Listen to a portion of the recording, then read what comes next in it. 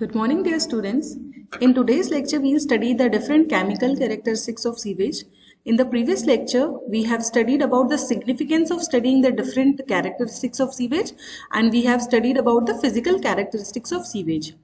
So today we will be discussing the more important topic, that is the chemical characteristics of sewage.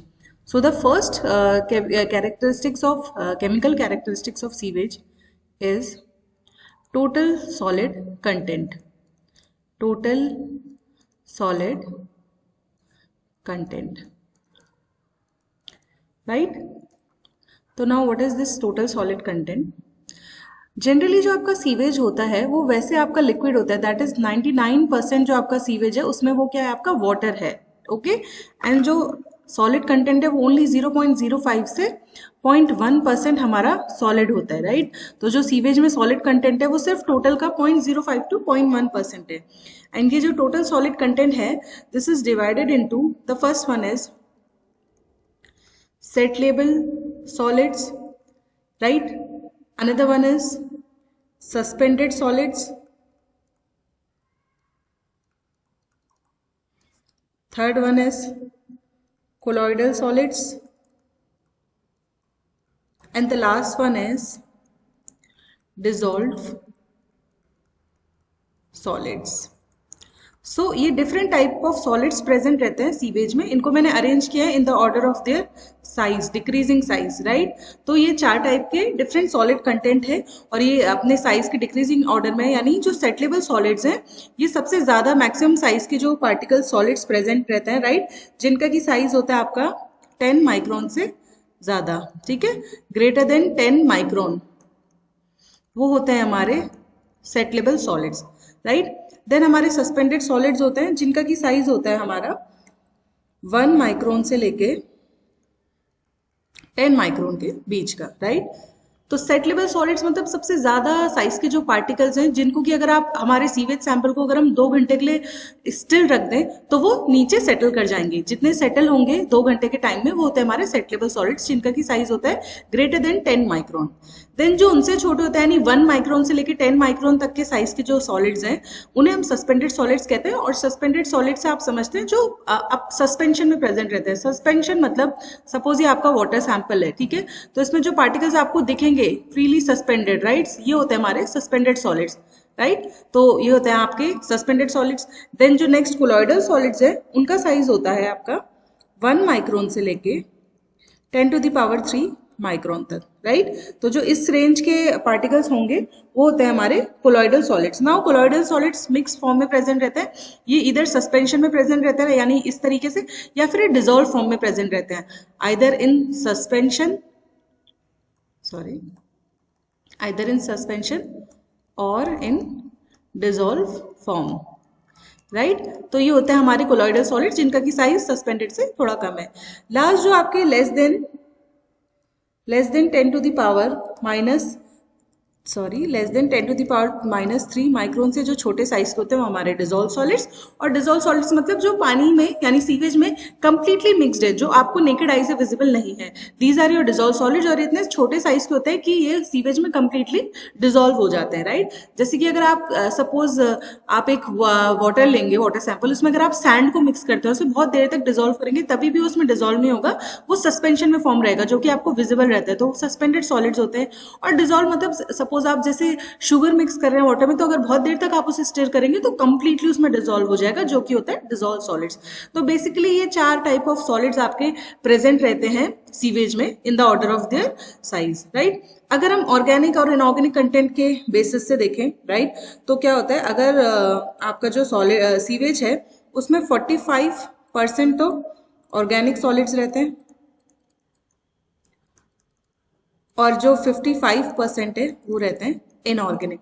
मतलब अगर आपने in the order of size देखा तो 4 type के आपके solids हैं। और अगर आप उनका कैरेक्टरिस्टिक कंपोजिशन क्या है तो उस बेसिस पे आपके 45% ऑर्गेनिक सॉलिड्स रहते हैं और 55% रहते हैं इनऑर्गेनिक सॉलिड्स। ऑर्गेनिक सॉलिड्स मतलब जो कंपाउंड रहते हैं that essentially contain carbon and carbon hydrogen bonds, ठीक है।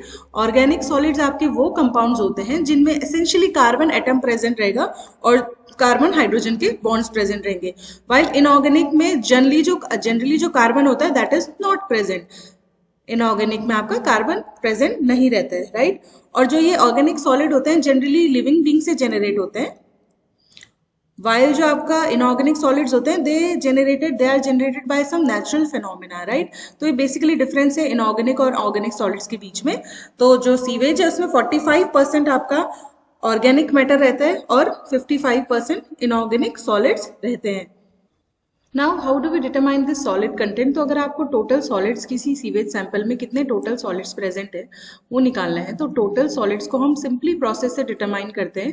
That is we evaporate the whole water sample, या सीवेज सैंपल आपका जो भी है उसको इवेपोरेट द होल सैंपल। तो उस वजह से क्या होगा, आपका जितना भी जब आप उसे इवेपोरेट कर लेंगे तो जितना टोटल सॉलिड कंटेंट होगा वो आपका एज अ रेसिड्यू बच जाएगा और आप फिर उसको मेजर कर सकते हैं। इसी तरह अगर हम सस्पेंडेड सॉलिड्स देखें, सस्पेंडेड सॉलिड्स, राइट। तो सस्पेंडेड सॉलिड्स क्या होते हैं, जो नॉन फिल्ट्रेबल सॉलिड्स होते हैं। नॉन फिल्ट्रेबल, नॉन फिल्ट्रेबल से यहाँ पे मतलब है कि whenever we'll pass that water sample और sewage sample through a filter paper, तो सारे सॉलिड्स उससे पास हो जाएंगे या लेकिन जो सस्पेंडेड सॉलिड्स हैं, ठीक है, वो उस पर फिल्टर पेपर पे रिटेन हो जाएंगे, वो फिल्टर पेपर से नॉन फिल्ट्रेबल है, ठीक है, दो नीचे नहीं जाएंगे, उस पर रिटेन हो जाएंगे। तो इसी तरह हम क्या करते हैं, अगर हमें सस्पेंडेड सॉलिड्स मेजर करना है तो हम वाटर सैंपल को एक फिल्टर पेपर के थ्रू पास करेंगे, तो जो फिल्टर पेपर है उस पर आपके सस्पेंडेड सॉलिड्स रिटेन हो जाएंगे। When they will get retain on that filter paper then we'll dry that filter paper in an oven, और जब ड्राई कंप्लीटली ड्राई करने के बाद जो जितना रेसिड्यू बच जाएगा that will be our suspended solids, ठीक है। एंड जो डिजॉल्व्ड सॉलिड्स है उसका कंटेंट हमें कैसे मिल सकता है, डिजॉल्व सॉलिड्स कैसे निकलेगा, अगर आपने टोटल सॉलिड्स कैलकुलेट कर लिए हैं माइनस आप जब सस्पेंडेड सॉलिड्स करेंगे तो बचा हुआ पोर्शन क्या होगा, आपका डिजॉल्व सॉलिड्स होगा, राइट। वन मोर सॉलिड्स था हमारा जो सेटलेबल सॉलिड है। सेटलेबल सॉलिड्स को मैंने बताया था कि अगर हम अपने वाटर को 2 आवर्स के टाइम के लिए स्टिल रखें तो जो सेटलेबल सॉलिड्स होते हैं जो लार्जर इन साइज होते हैं वो आपके नीचे सेटल कर जाते हैं। तो उस तरीके से हम सेटलेबल सॉलिड्स को भी मेजर कर सकते हैं। तो इनको मेजर करने के लिए एक हमारा स्पेशल इंस्ट्रूमेंट होता है जिसे कहते हैं Imhoff cone. It is important, sometimes it is being asked in objectives that the purpose of Imhoff cone is to measure. तो आपके नीचे ऑप्शंस में सारे सॉलिड्स दे देंगे, तो वो होता है हमारा सेटलेबल सॉलिड्स। मतलब Imhoff cone is used to measure the settleable solids in a water या सीवेज सैंपल, राइट। नाउ ये था आपका टोटल जो सॉलिड कंटेंट है सीवेज में, ठीक है। तो अगर हम देखें कि अगर आपका सीवेज जो है उसमें अगर 1000 kg सीवेज आप पे जेनरेट हुआ है तो उसमें से जो आपका डिफरेंट सॉलिड का कंटेंट रहेगा 0.45 kg आपका टोटल सॉलिड है। 1000 kg के वाटर सीवेज सैंपल में 0.45 kg टोटल सॉलिड है, और उस टोटल सॉलिड के कंटेंट में 0.45 kg के टोटल सॉलिड के कंटेंट में 0.225 kg आपका डिजॉल्व फॉर्म में प्रेजेंट रहता है, राइट, यानी डिजॉल्व सॉलिड्स हो गए, और 0.112 kg आपका सस्पेंशन में यानी सस्पेंडेड सॉलिड्स होते हैं, सस्पेंशन में प्रेजेंट रहता है। एंड फाइनली अगेन 0.112 kg आपका प्रेजेंट रहता है सेटलेबल सॉलिड्स, ठीक है। तो जो अगर 1000 kg सीवेज सैंपल है उसमें 0.45 kg टोटल सॉलिड कंटेंट होगा, और इस 0.45 का जो प्रपोर्शन है, डिवीजन है, वो 0.225 kg डिजॉल्व सॉलिड्स हैं, 0.112 kg सस्पेंडेड सॉलिड्स हैं, और 0.112 kg अगेन सेटलेबल सॉलिड्स हैं। तो ये थी आपकी first chemical property which is total solid content. Now जो हमारी सेकेंड केमिकल प्रॉपर्टी है दैट इज पीएच। पीएच आपने जैसे प्रीवियस सेमेस्टर में भी पढ़ा था, pH indicates the power of hydrogen ion concentration, indicates the power of hydrogen ion concentration in a sample. और जो इसका फॉर्मूला होता है पीएच का that is pH equals to negative log base 10 H positive ion, right. H positive ion का जितना concentration है that is in moles per litre, moles per litre जितना कंसंट्रेशन है उसका नेगेटिव लॉग 10 ही हमारा सैंपल का पीएच रहता है, राइट। तो अगर आप सीवेज की पीएच की बात करें तो जब सीवेज एकदम आपका फ्रेश रहता है, फ्रेश स्टेट में जो सीवेज है that is alkaline in nature. जब वो आपका एकदम जेनरेट हुआ है, राइट, फ्रेश स्टेज मतलब जिस समय वो प्रोड्यूस हुआ है, तो उसका पीएच 7 से ज्यादा होता है, और आपको पता है पीएच वैल्यू अगर 7 से ज्यादा है तो that means our sample is alkaline. तो इन द फ्रेश स्टेट वो एल्कलाइन होता है, लेकिन एज द टाइम पासेस, जैसी टाइम पास होगा तो उसमें क्या होगा, आपका डिकम्पोजिशन स्टार्ट हो जाएगा। मैंने बताया था पहले एरोबिक देन एनेरोबिक। तो जैसे ही आपका एनेरोबिक डिकम्पोजिशन स्टार्ट हो जाएगा तो उसमें हमारे वेरियस एसिड्स प्रोड्यूस होते हैं, जिस वजह से आपका सीवेज जो होता है that turns acidic after some time, right. तो आपका सीवेज अगर आप देखा जाए हमेशा एसिडिक नहीं रहता। In the fresh state it is alkaline, but after some time as the anaerobic decomposition starts, there occurs the production of certain acids and the sample turns acidic in nature. अगर pH देखा जाए हम इसे कैसे major कर सकते हैं, तो pH can be measured by potentiometer, ठीक है। पोटेंशियोमीटर या पीएच मीटर जिसे कहते हैं, तो हम पीएच को पोटेंशियोमीटर से डिटरमाइन कर सकते हैं। This was all about the property pH of sewage. Now coming on to the third chemical property of sewage, which is chloride content. Third chemical property is chloride content, right? So now from where does this chloride content comes in sewage? So it is generally derived from your kitchen waste. जो हमारा kitchen से waste generate होता है generally उसमें chloride content proper volume में find out होता है। Then human faeces यानी जो ह्यूमन एक्सक्रीटा है उसमें आपका क्लोराइड कंटेंट पाया जाता है। जो यूरिनरी डिस्चार्जेस होते हैं, human urinary discharges, right. Chloride content मतलब बेसिकली सॉल्ट कंटेंट। तो ये सम ऑफ द कॉमन सोर्सेज हैं किसके, chloride content in the sewage. मतलब मोस्टली जो किचन का वेस्ट है या ह्यूमन यूरिनरी डिस्चार्जेस है, इनके वजह से हमारे जो सीवेज है उसमें क्लोराइड कंटेंट पाया जाता है। तो अगर हम डोमेस्टिक सीवेज से कितना क्लोराइड कंटेंट जनरेट होता है, वो होता है domestic sewage chloride content on an average, किसी जगह पे जो डोमेस्टिक सीवेज से क्लोराइड कंटेंट जनरेट होता है वो होता है 120 मिलीग्राम पर लीटर, राइट। तो ऑन एन एवरेज इतना क्लोराइड कंटेंट डोमेस्टिक सीवेज से जनरेट होता है। और अगर किसी जगह पे अगर आपको बहुत ज़्यादा, कोई जगह की सीवेज में बहुत ज़्यादा अमाउंट में क्लोराइड कंटेंट पाया जा रहा है, राइट, तो डोमेस्टिक सीवेज से तो क्योंकि ऑन एन एवरेज इतना क्लोराइड कंटेंट नहीं कर रहा है, लेकिन किसी प्लेस पर अगर बहुत ज़्यादा क्लोराइड कंटेंट सीवेज में आ रहा है तो वो क्या इंडिकेट करता है, it indicates pollution with industrial sewage, indicates pollution with industrial sewage. मतलब क्योंकि हमारा जो डोमेस्टिक सीवेज है उससे तो आपका इतना अमाउंट में क्लोराइड कंटेंट निकल रहा है। अब अगर किसी सीवेज में बहुत ज़्यादा क्लोराइड कंटेंट प्रेजेंट है तो उसका मतलब ये होता है कि वेरियस इंडस्ट्रीज हैं, जैसे कि आपकी आइसक्रीम प्लांट्स होते हैं या मीट सॉल्टिंग इंडस्ट्रीज होती हैं, राइट। तो वहाँ से आपका huge amount of chloride content generate होता है। और अगर कभी पूछा जा सकता है कि किसी भी अमाउंट में, किसी भी सीवेज में बहुत लार्जर अमाउंट्स में क्लोराइड कंटेंट है, तो it indicates that the sewage has been polluted with the industrial sewage. Now how do we determine it? Chloride content को कैसे डिटरमाइन करते हैं, आपका इसमें एक एक्सपेरिमेंट भी है इस सेमेस्टर में। तो it is determined by your titration process, like, right. और जो आपका टाइट्रेंट होता है वो होता है silver nitrate. Standard silver nitrate solution को हम एज अ टाइट्रेंट यूज करते हैं and using potassium chromate as an indicator, right. Potassium chromate as an indicator होता है और हम टाइट्रेशन प्रोसेस करते हैं using standard silver nitrate. So this was all about your third property which is chloride content. Now coming on to the fourth property of chemical property of sewage, the fourth property is nitrogen content. ये सारी properties आपने last semester में water के बारे में भी पढ़ी होगी। तो प्रॉपर्टीज का डेफिनेशन मतलब प्रॉपर्टी जो है वो सेम है, बट उनके बारे में थोड़ा बहुत डिफरेंस है, राइट। क्योंकि ऑब्वियसली जो सीवेज है वो क्या है, आपका जो वाटर आपने यूज किया वही है। तो जो केमिकल कैरेक्टरिस्टिक्स हैं वो जो उनके टाइटल है मतलब वो लगभग सेम होंगे, जैसे कि नाइट्रोजन कंटेंट, पीएच, टेम्परेचर, ये सब, ठीक है। सो नाइट्रोजन कंटेंट अगर सीवेज में प्रेजेंट है तो it indicates the presence of organic matter, indicates the presence of organic matter. इसी मतलब नाइट्रोजन कंटेंट प्रेजेंट है, इसका मतलब हमारे सीवेज में ऑर्गेनिक मैटर भी प्रेजेंट है। अब ये जो नाइट्रोजन कंटेंट होता है ये आपके 4 फॉर्म्स में प्रेजेंट रहता है, if you must be remembering, ठीक है। पहला फॉर्म होता है हमारा free ammonia, right. Next form होता था हमारा एल्ब्यूमिनॉइड, और इसका दूसरा नाम होता था organic nitrogen, right. Third form होता था हमारा नाइट्राइट्स और फोर्थ फॉर्म होता था नाइट्रेट्स। तो इन 4 फॉर्म में नाइट्रोजन कंटेंट सीवेज में प्रेजेंट रहता है। जो शुरू के 2 फॉर्म्स हैं इनको हम कंबाइनली क्या कहते थे, again important regarding objective, Kjeldahl nitrogen, Zildal nitrogen is the name given to collectively free ammonia and albanoid nitrogen. तो इन 4 फॉर्म्स में प्रेजेंट रहता है नाइट्रोजन कंटेंट, और ये 4 फॉर्म्स डिपेंड करते हैं कि ऑर्गेनिक मैटर का जो डिकम्पोजिशन है वो किस स्टेज पे है। अगर ऑर्गेनिक मैटर डिकम्पोज होना जस्ट शुरू हुआ है तो हमारा फ्री अमोनिया गैस प्रेजेंट रहती है, क्योंकि जैसे ही ऑर्गेनिक मैटर का डिकम्पोजिशन स्टार्ट होता है तो वो एक गैस रिलीज करता है जो कि होती है फ्री अमोनिया गैस। तो इसका मतलब अगर हमारे सीवेज सैंपल में अमोनिया प्रेजेंट है तो हम समझेंगे कि डिकम्पोजिशन अभी अभी शुरू हुआ है, राइट, मतलब बहुत ही इनिशियल स्टेजेस में है।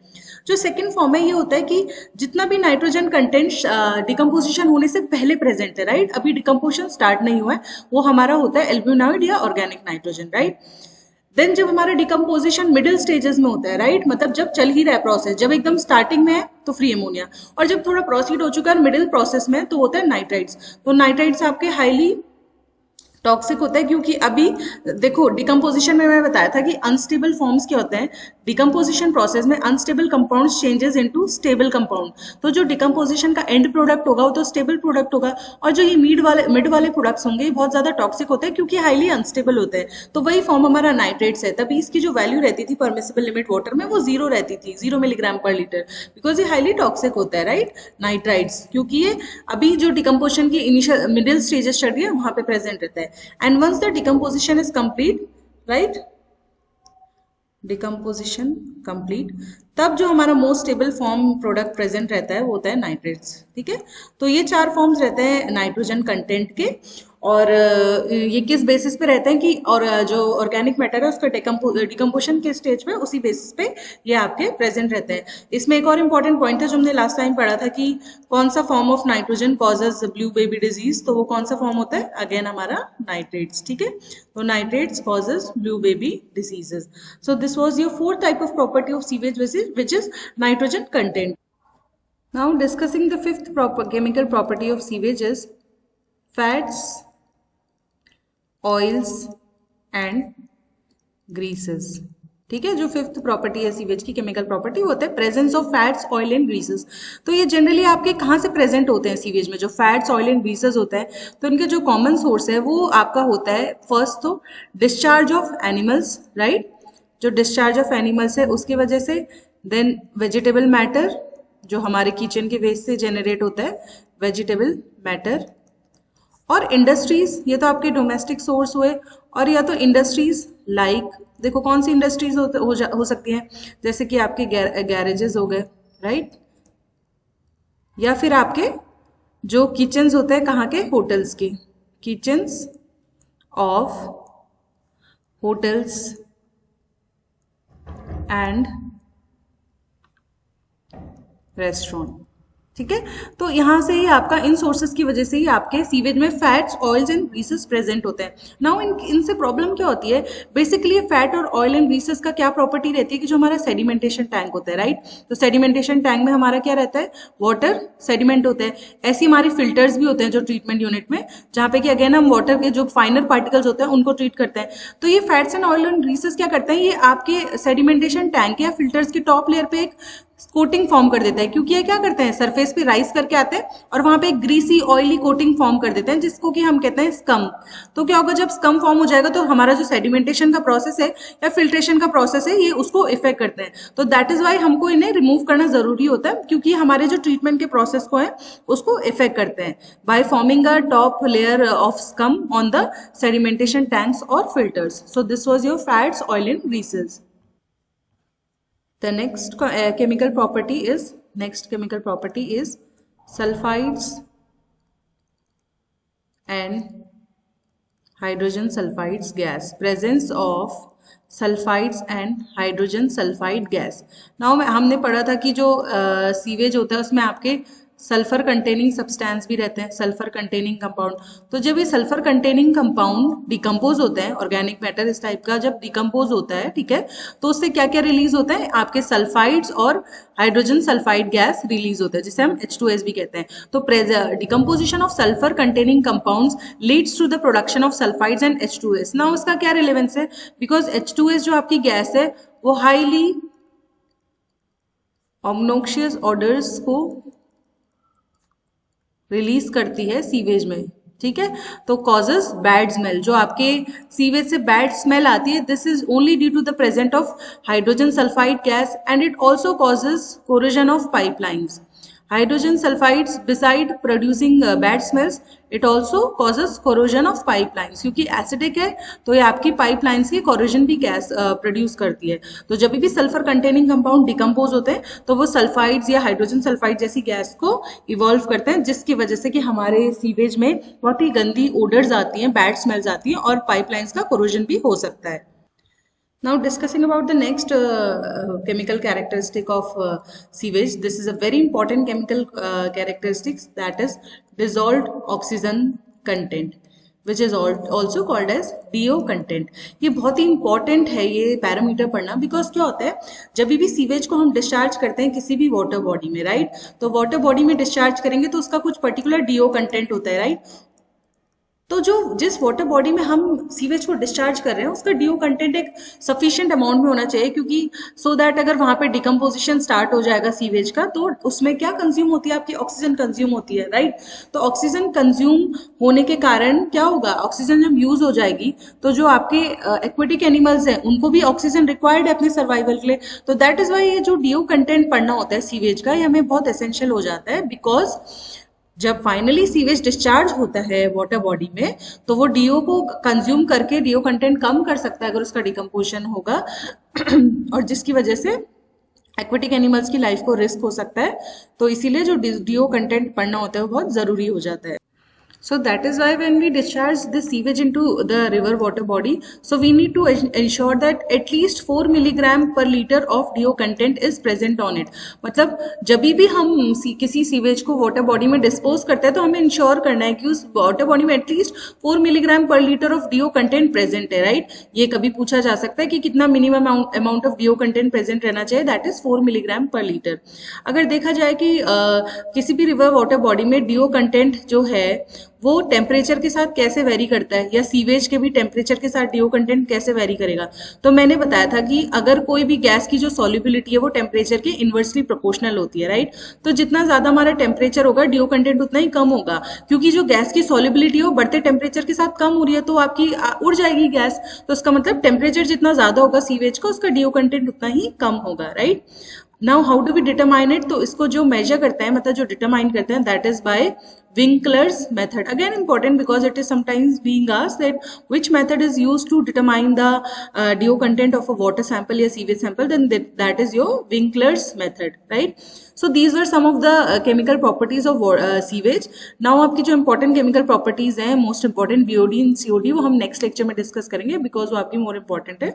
तो अभी आपकी जो ये till now जितनी हमने chemical properties पढ़ी है, आप you can see this video and if there is any doubt you may ask me or you may also comment on the video, right. Thank you.